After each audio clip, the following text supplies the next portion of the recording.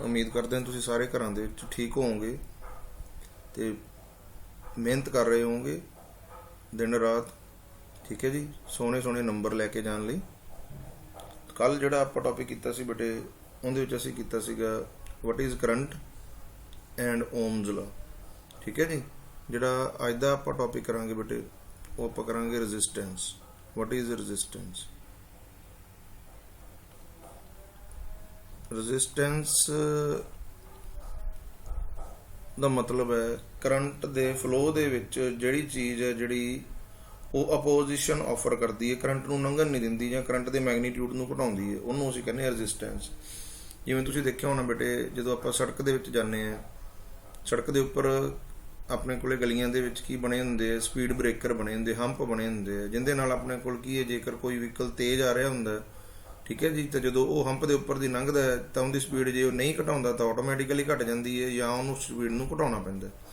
ठीक है जी, इस तरह नाल अपने कोले की है एक कंडक्टर दे विच, ठीक है जी, जां कोई भी अपना मटीरियल है, उहदे विच जदों असीं बाहरों एक्सटर्नल फील्ड है जिहड़ी वो अप्लाई करते हैं, ठीक है जी, वोल्टेज उहनूं पोटैंशियल डिफरेंस आपां कहा सीगा, तो उनके प्रभाव दे विच जिहड़ा करंट है वो एक साइड तो दूसरी साइड तक जिहड़ा फ्लो करना शुरू कर दिंदा है। जिवें कि असीं लास्ट टाइम गल कीती सी, हमेशा करंट आपां किहड़ा लैणा, कन्वेंशनल करंट, पॉजिट्रॉन करके, पॉजिटिव इलैक्ट्रॉन करके। ठीक है जी, हुण जदों ये करंट एक प्लेस तो दूसरे प्लेस तक जांदा है तो सानूं पता है भी जिहड़े एटम है जां उहदे विच इलैक्ट्रॉन है वो की करदे है, vibrate about their mean position. ठीक है जी, वाइब्रेट करते उपर थले अपने कोले, ते वाइब्रेशन जिहड़ियां वो टैंपरेचर ते डिपेंड करदियां, तां करके इन्हां वाइब्रेशन नूं असीं थर्मल वाइब्रेशन भी कह दिंदे हां। हुण जदों इलैक्ट्रॉन है जिहड़े वो कंडक्टर दी एक साइड तो दूसरी साइड तक जदों मूव कर रहे हैं तो ये वाइब्रेशनस करके उन्हां दे विचकार की होणगीਆਂ कोलिजनस। कोलिजन का मतलब टक्कर, एक्सीडेंट। ठीक है जी, हुण जदों कोलिजन होएगी तो उहदे नाल अपने कोल की होएगी, जिहड़ी करंट दी मैगनीट्यूड है वो अपने कोल घट जाएगी। ठीक है जी, इहदा मतलब की होया, करंट नूं पास करन दे विच उहदे राह दे विच की पैदा कीतीਆਂ गईਆਂ, ऑब्स्ट्रक्शनस। क्लीयर होया कि नहीं होया बेटे? ठीक है जी, जिहड़ियां ये ऑब्स्ट्रक्शनस है to the flow of the current, opposition offer है जी, इहनूं आपां कहने रजिस्टेंस। ठीक है जी, सो आपां जे डेफिनेशन लिखीए वट इज रजिस्टेंस तो आपां कहांगे it is the opposition offered, it is the opposition offered to the flow of the current, to the flow of the current, and it is noted by resistance R। R नाल इहनूं denote करते हैं। ठीक है जी, Ohm's law दे विच असीं कीता सी V is equal to IR, ये वही वाला R है जिन्हों आपां रजिस्टेंस कह रहे हैं। क्लीयर है जी, उन्हां दी यूनिट अपन पता है भी साइंटिस्ट किहड़े वर्क कर रहे हैं, पोटैंशियल डिफरेंस करंट ते रजिस्टेंस ते ohm, Ohm's law. To give him respect, इहदे यूनिट नूं आपां की कहने आ, ओम। सो जिहड़ा अपने कोल SI unit of the resistance है वो अपने कोल की है, ओम।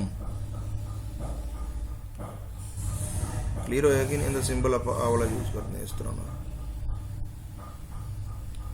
ठीक हो गया जी, ये सिंबल है जो आप यूज़ करते हैं। सो उम्मीद करते हैं कि रजिस्टेंस बारे तुहानूं क्लीयर हो गया होगा। ठीक है जी, जिवें सानूं पता है भी जो रजिस्टेंस है वो टैंपरेचर पर डिपेंड करता, जिन्नियां वाइब्रेशन, जिन्ना टैंपरेचर ज़्यादा होएगा उन्नियां थर्मोनिक वाइब्रेशन भी अपने कोल की हो जाणगियां, ज़्यादा हो जाणगियां, उन्नियां कोलिजनस भी की होणगियां, ज़्यादा होणगियां। जिन्नियां कोलिजन ज़्यादा होणगियां उन्ना रजिस्टेंस भी की होऊगा अपने कोले ज़्यादा होऊगा।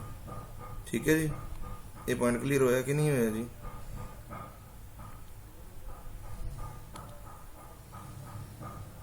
उम्मीद करदा ये पॉइंट तुहानूं क्लीयर हो गया होगा।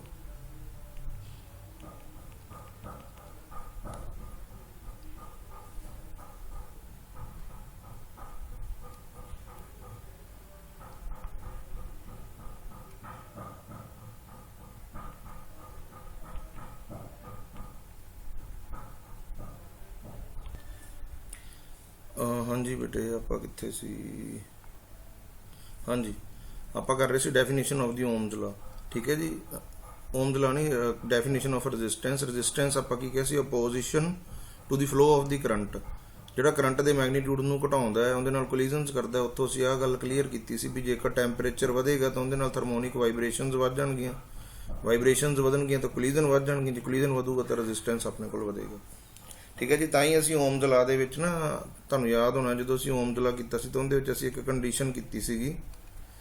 ਆਪਾਂ ਕਿਹਾ ਸੀ ਵੀ V directly proportional to I ਉਦੋਂ ਹੋਊਗਾ ਜਦੋਂ ਆਪਾਂ ਫਿਜ਼ੀਕਲ ਕੰਡੀਸ਼ਨ ਰਿਮੇਨਿੰਗ ਸੇਮ। ਆਪਾਂ ਉਦੋਂ ਯੂਜ਼ ਕੀਤਾ ਸੀ ਨਾ term physical conditions remaining same. ਇਹਦੇ ਵਿੱਚ ਆਪਾਂ ਕੀ ਕਿਹਾ ਸੀਗਾ? I ਟਰਮ ਲਾਈਆਂ ਸੀ, ਪ੍ਰੈਸ਼ਰ, ਵੋਲੀਅਮ ਤੇ ਟੈਂਪਰੇਚਰ। ਇਹਦਾ ਮਤਲਬ ਜੇਕਰ ਟੈਂਪਰੇਚਰ ਵਧੇਗਾ, ਇੱਥੇ ਟੈਂਪਰੇਚਰ ਦੇ ਵਧਣ ਨਾਲ ਕਰੰਟ ਦੇ ਮੈਗਨੀਟਿਊਡ ਦੇ ਵਿੱਚ ਫਰਕ ਪਵੇਗਾ ਤੇ ਉਹ ਵੋਲਟੇਜ ਨਾਲ ਪ੍ਰੋਪੋਰਸ਼ਨਲ ਨਹੀਂ ਰਹੇਗਾ। ਇਸ ਲਈ ਜੇਕਰ ਓਮਸ ਲਾ ਨੂੰ ਫੋਲੋ ਕਰਨਾ ਹੈ ਤਾਂ ਆਪਣੇ ਕੋਲ ਕੀ ਟੈਂਪਰੇਚਰ ਨਹੀਂ ਵਧਣਾ ਚਾਹੀਦਾ ਜ਼ਿਆਦਾ। ਠੀਕ ਹੈ ਜੀ, ਉਹ ਆਪਾਂ ਅੱਗੇ ਡਿਸਕਸ ਕਰਦੇ ਹਾਂ ਜਾ ਕੇ। ਠੀਕ ਹੈ ਜੀ, ਉਮੀਦ ਕਰਦਾ ਇਹ ਪੁਆਇੰਟ ਆਪਾਂ ਨੂੰ ਕਲੀਅਰ ਹੋ ਗਿਆ ਹੋਊਗਾ। ਰੈਜ਼ਿਸਟੈਂਸ, ਹੁਣ ਰੈਜ਼ਿਸਟੈਂਸ ਵਾਲੀ ਟਰਮ ਕਰਨ ਤੋਂ ਬਾਅਦ ਆਪਾਂ ਨੈਕਸਟ ਟਰਮ ਜਿਹੜੀ ਆਪਾਂ ਡਿਸਕਸ ਕਰਦੇ ਹਾਂ ਉਹ ਆਪਣੇ ਕੋਲ ਹੈਗੀ ਰੈਜ਼ਿਸਟਿਵਿਟੀ। ਠੀਕ ਹੈ ਜੀ, ਰੈਜ਼ਿਸਟੈਂਸ ਦੇ ਨਾਲ ਰਲਦੀ ਮਿਲਦੀ ਟਰਮ ਹੀ ਹੈ, ਇਹ ਵੀ ਰੈਜ਼ਿਸਟੈਂਸ ਹੀ ਹੈ। It is noted by the symbol ਰੋ, ਰੋਣ ਵਾਲਾ ਰੋ ਨਹੀਂ, RHO, ਰੋ। ਠੀਕ ਹੈ ਜੀ, ਰੈਜ਼ਿਸਟਿਵਿਟੀ ਨੂੰ, ਜਿਹੜਾ ਰੈਜ਼ਿਸਟਿਵਿਟੀ ਦਾ ਫਾਰਮੂਲਾ ਹੈ ਉਹ ਅਸੀਂ ਆਹ ਲਿਖਦੇ ਹਾਂ, R is equal to rho L by A। ਜਿਹੜਾ ਰੈਜ਼ਿਸਟੈਂਸ ਆਫ ਏ ਕੰਡਕਟਰ ਹੈ ਉਹ ਕਿਹੜੀਆਂ ਟਰਮ ਦੇ ਉੱਪਰ ਜਿਹੜਾ ਉਹ ਡਿਪੈਂਡ ਕਰਦਾ ਹੈਗਾ? R is directly proportional to length, R is inversely proportional to area। ਜਦੋਂ ਅਸੀਂ ਦੋਵਾਂ ਨੂੰ ਕੰਬਾਈਨ ਕਰ ਦਿੰਦੇ ਆ, R is directly proportional to L by A। Directly proportional ਦਾ ਸਾਈਨ ਹਟਾਉਣੇ ਆ ਤਾਂ ਰੋ L by A। ਜਿਹੜਾ ਇਹ ਰੋ ਹੈ ਇਹ ਆਪਣੇ ਕੋਲ ਕੀ ਹੈ? ਰੈਜ਼ਿਸਟਿਵਿਟੀ। ਠੀਕ ਹੈ ਜੀ, ਹੁਣ ਅਸੀਂ ਆਹ ਦੇਖਦੇ ਹਾਂ ਵੀ ਆਹ ਟਰਮ ਸਾਡੇ ਕੋਲ ਕਿੱਥੋਂ ਆਈਆਂ? ਡਾਇਰੈਕਟਲੀ ਪ੍ਰੋਪੋਰਸ਼ਨਲ ਟੂ ਤੇ ਇਨਵਰਸਲੀ ਪ੍ਰੋਪੋਰਸ਼ਨਲ ਟੂ। ਵੈਸੇ ਤਾਂ ਆਪਾਂ ਬੁੱਕ ਦੇ ਵਿੱਚ ਸਿੱਧਾ ਹੀ ਯੂਜ਼ ਕਰ ਲੈਂਦੇ, ਤੈਨੂੰ ਯਾਦ ਕਰ ਲੈਂਦੇ, ਸਿੱਧਾ ਯੂਜ਼ ਕਰਦੇ ਹਾਂ from the definition of the resistance। R is directly proportional to L, R is inversely proportional to area of cross section है। ठीक है जी, ਆਪਾਂ ਥੋੜਾ ਜਿਹਾ ਇਹਦੇ ਬਾਰੇ ਜਿਹੜਾ ਡਿਸਕਸ ਕਰਦੇ ਹਾਂ। let us take a conductor। ਠੀਕ ਹੈ ਜੀ, ਜਿਵੇਂ ਆਪਾਂ ਲੈ ਰਹੇ ਹਾਂ ਇੱਕ ਕੰਡਕਟਰ ਲੈ ਲਓ।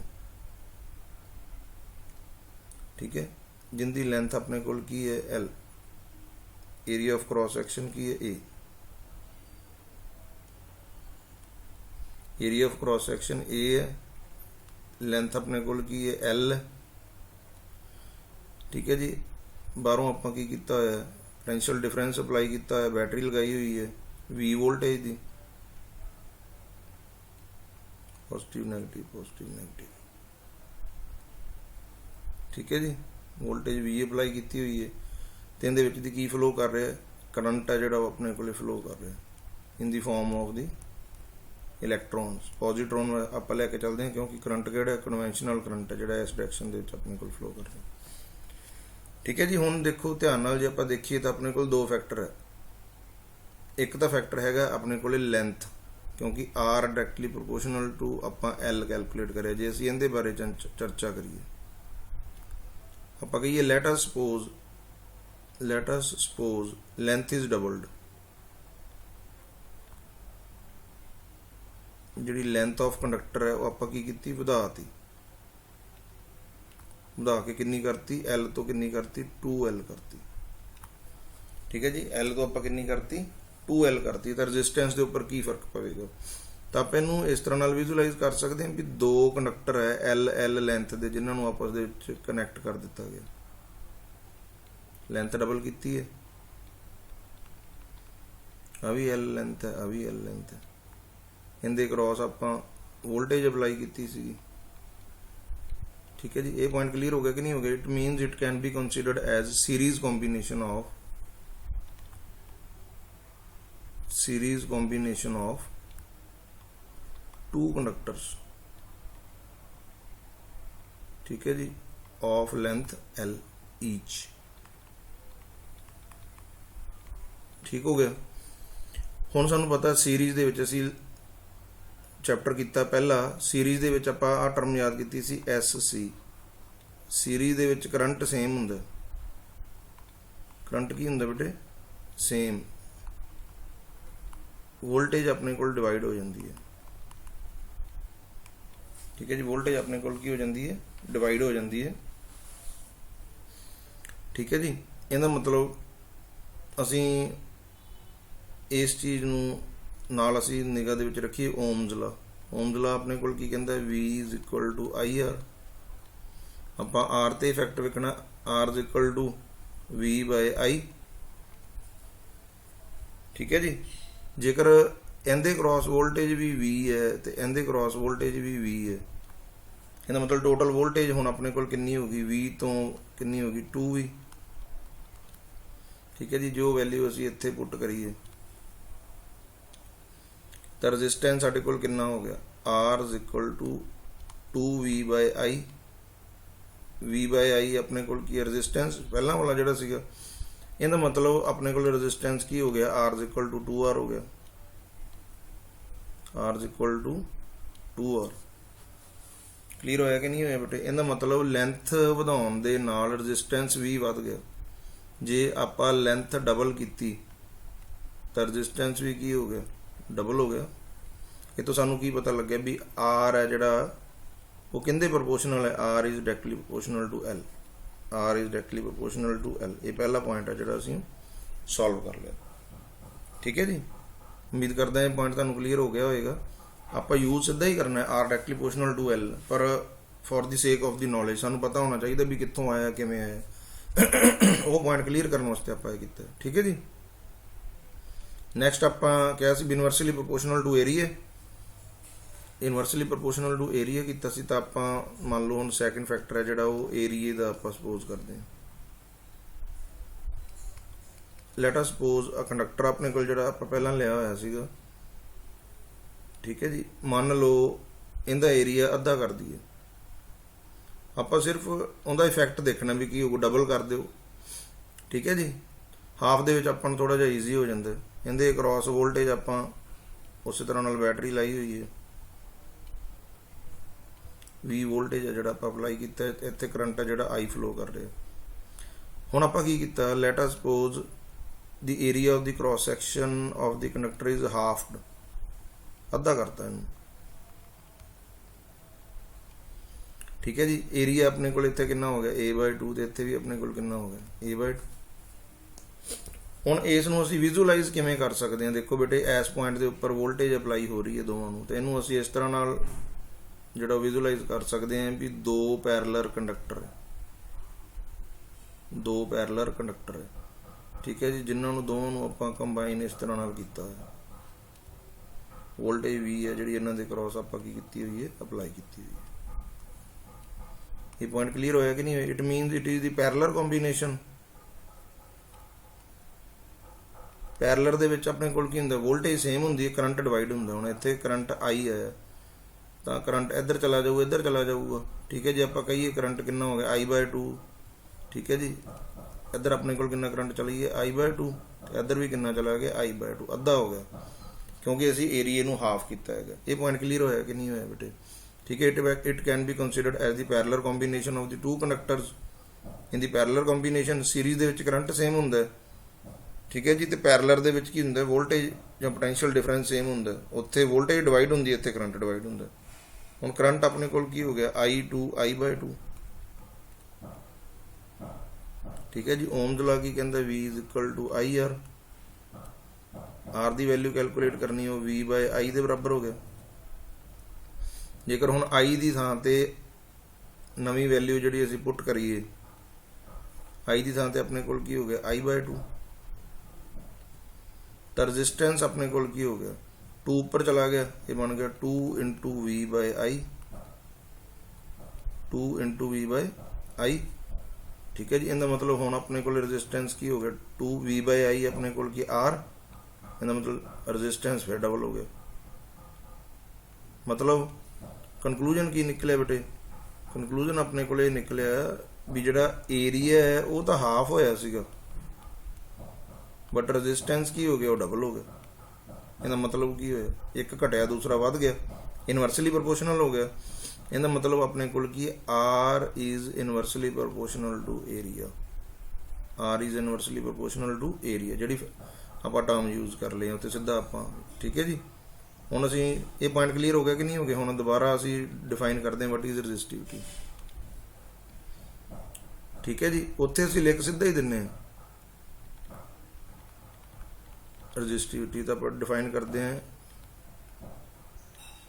वो कहने वी नो दैट नंबर 1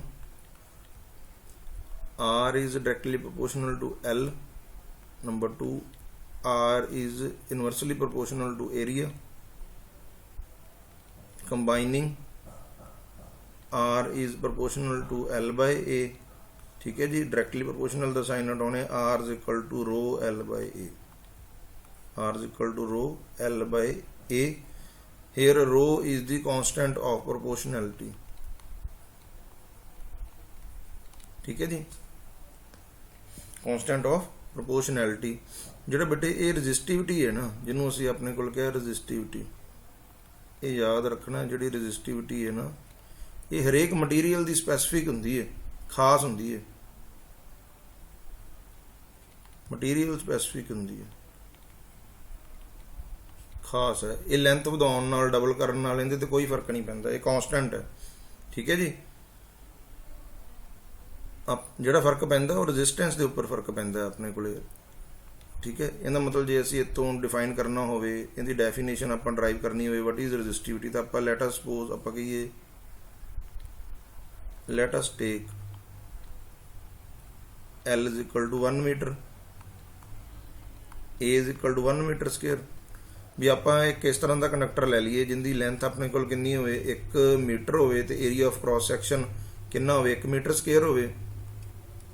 तो इत्थे जे असीं वैल्यू पुट कर दईए तो R is equal to rho into 1 metre by 1 metre square. तो R की वैल्यू की आ गई, रो के बराबर आ गई, या आपनूं ऐ कहिए भी रो अपने कोल किहदे बराबर हो गया, R के बराबर आ गया। सो असीं इत्थों डिफाइन करिए भी वट इज रजिस्टिविटी।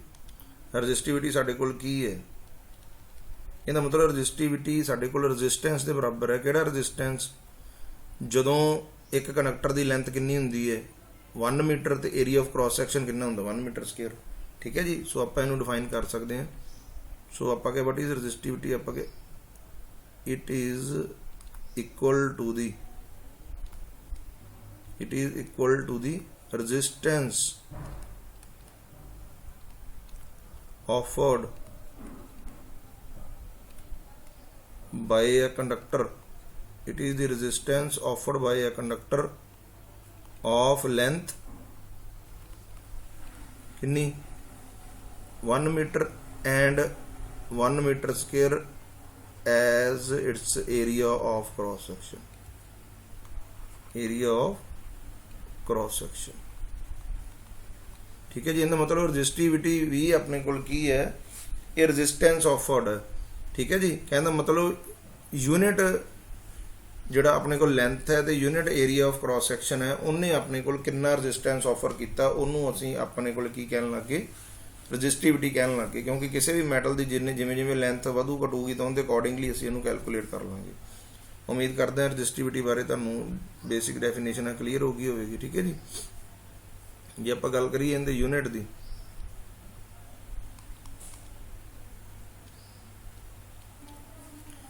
ठीक है जी, इहदे यूनिट की जे असीं गल करिए तो आपां नूं पता basic relation R is equal to rho L by A।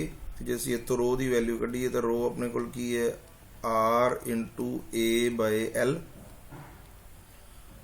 ठीक है जी, हुण एरिया अपने को की हुंदा लंबाई गुणा चौड़ाई, तो आर अपने कोल की रजिस्टेंस है, इनका अपने कोल यूनिट की है ओम, एरिए का की है मीटर स्केयर, तो लेंथ का अपने कोल की है मीटर, मीटर नाल मीटर अपने कोल की हो गया cancel.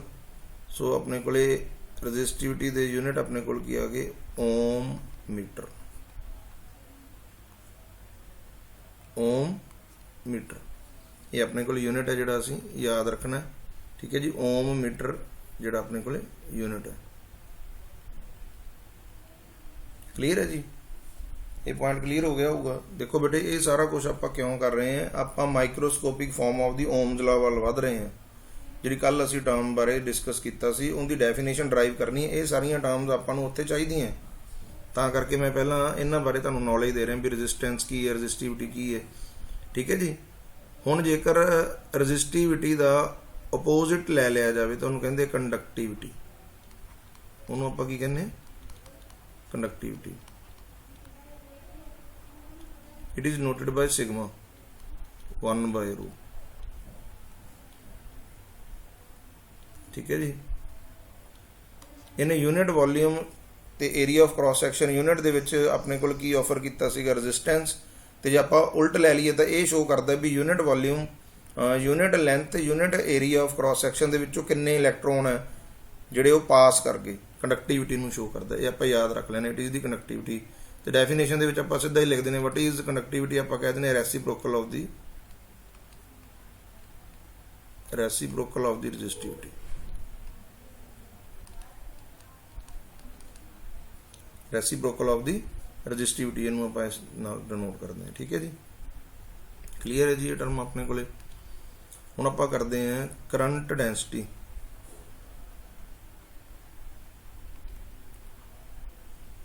Current density it is noted by the symbol J।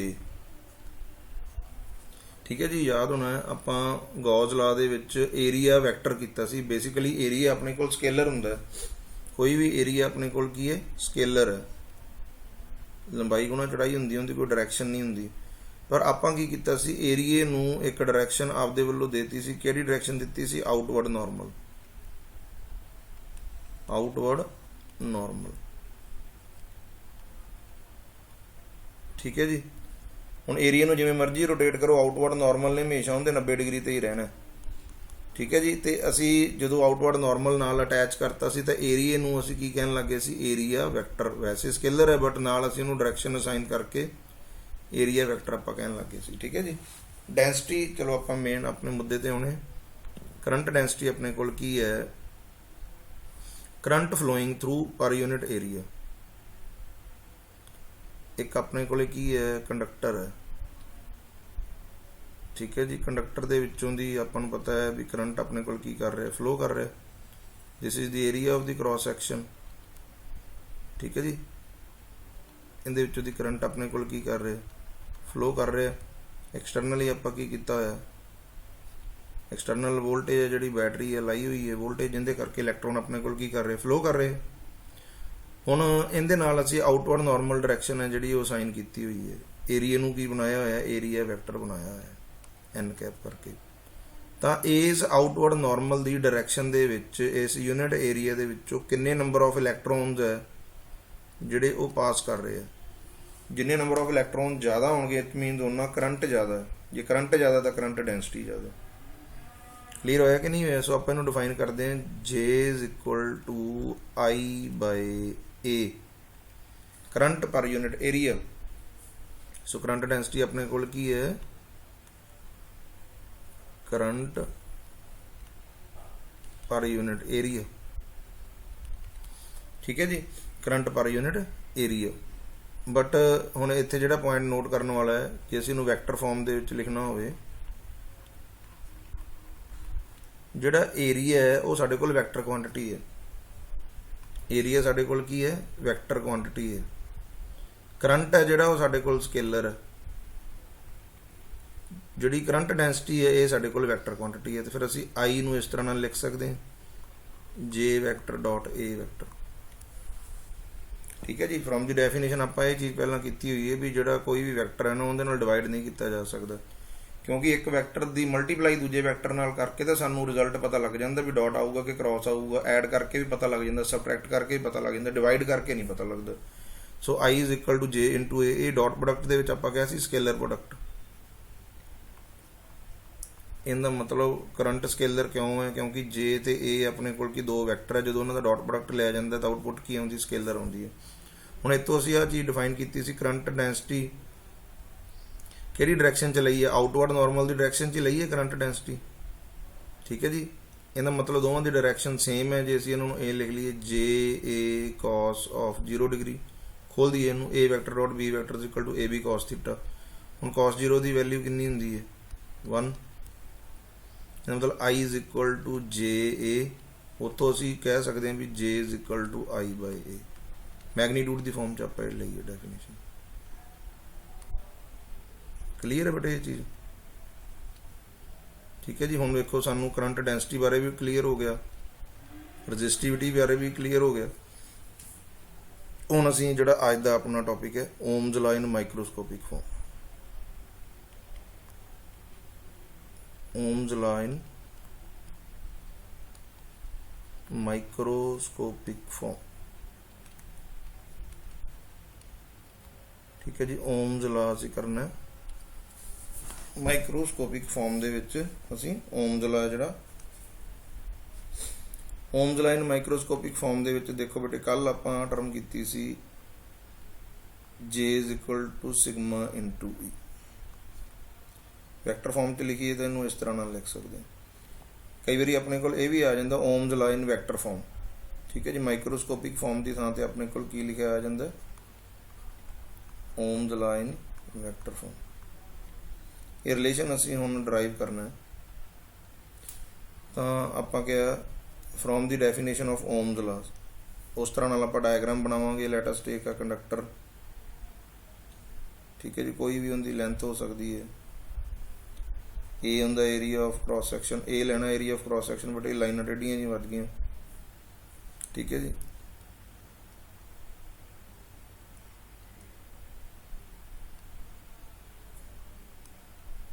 सीधा रबड़ी यूज कर लीए।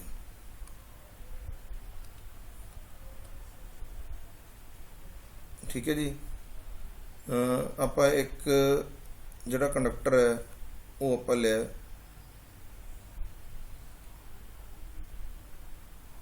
जिंदा एरिया ऑफ क्रॉस सैक्शन अपने कोल की है ए, करंट आई उहदे विचों दी फ्लो कर रहा है। एक्सटर्नली आपां अपलाइड वोल्टेज है। ठीक है जी, अपलाई की हुई है। एल है जी वो इनकी लेंथ है, एल लेंथ है। आई करंट है जोड़ा इहदे फ्लो कर रहा है अपने को। ठीक है जी, A in the area of cross section. तो आपां क्या from Ohm's law, from Ohm's law आपां पता है from Ohm's law V is equal to I R. ठीक है जी, हुण सानू आर की वैल्यू भी पता है इन टर्म्स ऑफ रजिस्टिविटी। जो असीं लैके जाइए तो वैल्यू की हुंदी है R is equal to rho L by A, rho L by A. ठीक है जी, हुण आ टर्म नूं मैं इस तरह नाल लिख सकदा जी, मैं रो पिछे लै जा एल पिछे लै जा, rho L into I by ए। देखो बेटे एक गल याद रखो, आपां जे की फॉर्म च लैके जाना तो जे की डेफिनेशन आपां नूं पता है भी जे अपने कोल किहदे बराबर हुंदा है, वो हुणे आपां कीता current per unit area I by A. जो तुसीं ये फैक्टर ध्यान दे विच रखोगे तो ऑटोमैटिकली ये जो डेरीवेशन तुहाडे कोलों सॉल्व हो जाएगी। आई बाय ए अपने कोल की जे, इसका मतलब V is equal to rho into L into J. Clear होया कि नहीं होया बेटे? ठीक है जी, हुण अपने कोल की है तो देखो ध्यान नाल, वी तो है ही नहीं, ई है। सो ई का रिलेशन आपां कीता होया है potential gradient E is equal to V by R. ठीक है जी, V by L, E is equal to minus D V by D R. जो रिलेशन असीं वो यूज़ किया। आ लेंथ हुंदी है, आ पोटेंशियल डिफरेंस हुंदा है। ठीक है जी, मैगनीट्यूड दे विच आ लईए इस तरह नाल, तो वी की वैल्यू अपने कोल की होगी ई इंटू एल। वी की वैल्यू अपने कोल की होगी ई इंटू एल।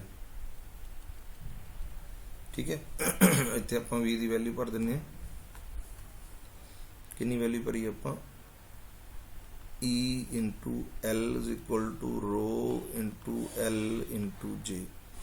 L ਨਾਲ L ਆਪਣੇ ਕੋਲ ਕੀ ਹੋ ਗਿਆ ਕੈਂਸਲ, ਤਾਂ E ਆਪਣੇ ਕੋਲ ਕਿੰਦੇ ਬਰਾਬਰ ਆ ਗਿਆ ਬੇਟੇ rho into J। ਧਿਆਨ ਨਾਲ ਦੇਖੋ ਜਿਹੜਾ ਮਾਈਕਰੋਸਕੋਪਿਕ ਫਾਰਮ ਸੀਗੀ J is equal to sigma into E ਸੀ, ਉਹਦੇ ਵਿੱਚ ਰੋ ਹੈ ਹੀ ਨਹੀਂ ਸੀ, ਕੰਡਕਟਿਵਿਟੀ ਦੀ ਫਾਰਮ 'ਚ ਸੀ, ਬਟ ਵੀ ਨੋ ਦੈਟ ਰੋ ਆਪਣੇ ਕੋਲ ਕਿੰਦੇ ਬਰਾਬਰ ਹੈ 1/σ।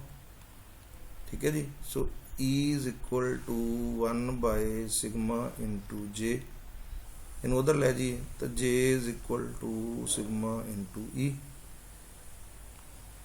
ਠੀਕ ਹੈ ਜੀ। ਇਹ ਜਿਹੜੀ ਡੈਰੀਵੇਸ਼ਨ ਹੈ ਓਮਜ਼ ਲਾ, ਮਾਈਕਰੋਸਕੋਪਿਕ ਫਾਰਮ ਆਫ ਦੀ ਓਮਜ਼ ਲਾ, ਇਹ ਸਾਡੇ ਕੋਲ ਡਰਾਈਵ ਹੋ ਗਈ ਵੈਕਟਰ ਫਾਰਮ 'ਚ। J vector is equal to sigma into E vector।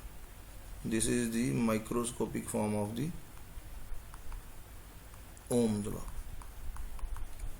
microscopic form of Ohm's law। ਠੀਕ ਹੈ ਜੀ। ਉਮੀਦ ਕਰਦੇ ਹਾਂ ਬੇਟੇ ਜਿਹੜੇ ਅੱਜ ਦੇ ਆਰਟੀਕਲ ਹੈ ਤੁਹਾਨੂੰ ਕਲੀਅਰ ਹੋ ਗਏ ਹੋਣਗੇ।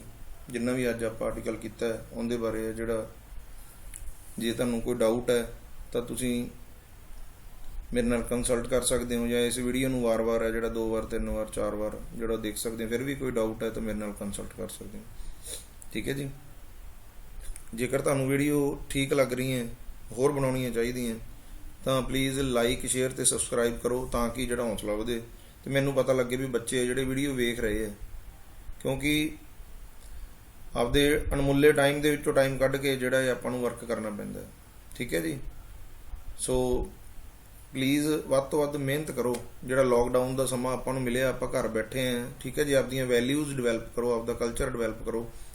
ਠੀਕ ਹੈ ਜੀ। ਆਪਦੇ ਮਾਂ ਪਿਓ ਦੀ ਰਿਸਪੈਕਟ ਕਰੋ, ਵੱਡਿਆਂ ਦੀ ਰਿਸਪੈਕਟ ਕਰੋ, ਛੋਟਿਆਂ ਨੂੰ ਪਿਆਰ ਕਰੋ। ਹਰੇਕ ਵਾਰੀ ਮੈਂ ਇਹੀ ਟਰਮ ਤੁਹਾਨੂੰ ਕਹਿੰਦਾ, ਕਿਉਂਕਿ ਲਾਈਫ ਦੇ ਵਿੱਚ ਇਹ ਟਰਮ ਤੁਹਾਨੂੰ ਜਾ ਕੇ ਇਹ ਕੰਡੀਸ਼ਨਸ ਆ ਜਿਹੜੀਆਂ, ਇਹ ਵੈਲਿਊਜ਼ ਆ ਜਿਹੜੀਆਂ ਤੁਹਾਡੀਆਂ ਬਹੁਤ ਜ਼ਿਆਦਾ ਹੈਲਪਫੁਲ ਹੋਣਗੀਆਂ। ਠੀਕ ਹੈ ਜੀ। Thanks and have A nice day.